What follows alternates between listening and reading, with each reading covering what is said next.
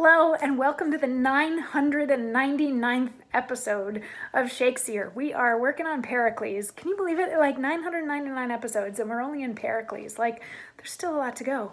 Anyway, we're in Pericles and today we get to hear from King Simonides, who lives in Pentapolis, which is where Pericles is now after he left Antioch and then left Tyre and then left Tarsus and then got shipwrecked because he didn't want Antiochus to come and seek revenge for finding out that he found out that he was having an incestuous relationship with his daughter. But all that's moot because Antiochus and his daughter were struck by lightning while riding in a chariot, so he's actually kind of probably safe, but he doesn't know that yet. We had Helicanus a couple days ago talking to some lords in Tyre and saying, give us a year, and if Pericles doesn't come back within a year, then I'll be your king. But in the meantime, if you want to, you're welcome to go and search for him.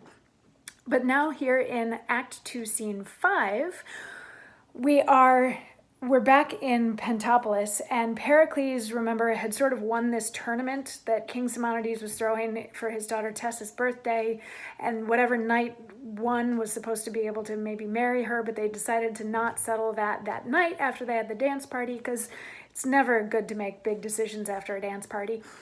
So in Act 2, Scene 5, we get King Simonides coming in with all of these other knights who want to discuss whether or not they get to marry Tessa. And the king's like, no, she's quarantined herself. She's not going to marry anybody for a year. So everybody just leave, just go. And all the knights are like, really? Crap. And then they leave. And the king is like, okay, now moving on.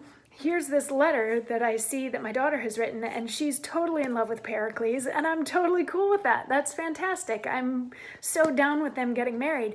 But then Pericles comes in, because he wasn't hanging out with the other knights. He was doing his own thing. And the king decides to, pull his leg and give him crap. He's like, you bewitched my daughter. Look at this letter. She's in love with you. You bewitched her and you're a traitor and you blah, blah, blah, blah, all this stuff. And Pericles is like, whoa, I didn't do anything wrong. What? I said nothing. And then Tessa comes in and Pericles is like, tell your dad that I didn't do anything to make you fall in love with me, whatever. I've been a perfect gentleman the whole time. And she's like, he has been. Not that I'd mind if he was trying to woo me, but he hasn't done anything. And King Simonides says, yea, mistress, are you so peremptory? I am glad on it with all my heart. I'll tame you. I'll bring you in subjection. Will you not, having my consent, bestow your love and your affections upon a stranger, who, for aught I know, may be, nor can I think the contrary, as great in blood as myself? Therefore, hear you, mistress, either frame your will to mine, and you, sir, hear you, either be ruled by me, or I'll make you husband and wife. Nay, come, your hands and lips must seal it too, and being joined, I'll thus your hopes destroy, and for further grief, God give you joy. What, are you both pleased? So he's playing psych, is what he's doing. He starts this whole thing out, and he's winding them up. He wants them to get married, but he doesn't want to just be like, yeah, sure, for whatever reason. He's a trickster, a jokester, a gamester, whatever. But first he gives her crap and he's like, while you're under my roof, you're going to live by my rules, sort of a thing.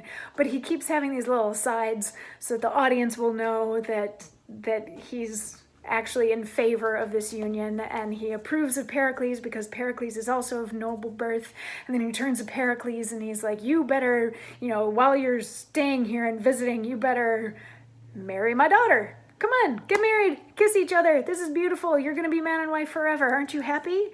And both of them are like, yeah, we're happy. We're good. We'll get married. That's cool. And that's the end of Act 2, Scene 5. So tomorrow we get into Act 3, but I also have a special little video made for you to celebrate the fact that I've been doing this for 1,000 days straight, that's something to toot a horn about. I don't have a horn. Maybe I should get a horn for tomorrow. Anyway, I hope you're well and staying safe, and I hope to see you tomorrow for the beginning of Act 3 and for a special surprise video. Mwah.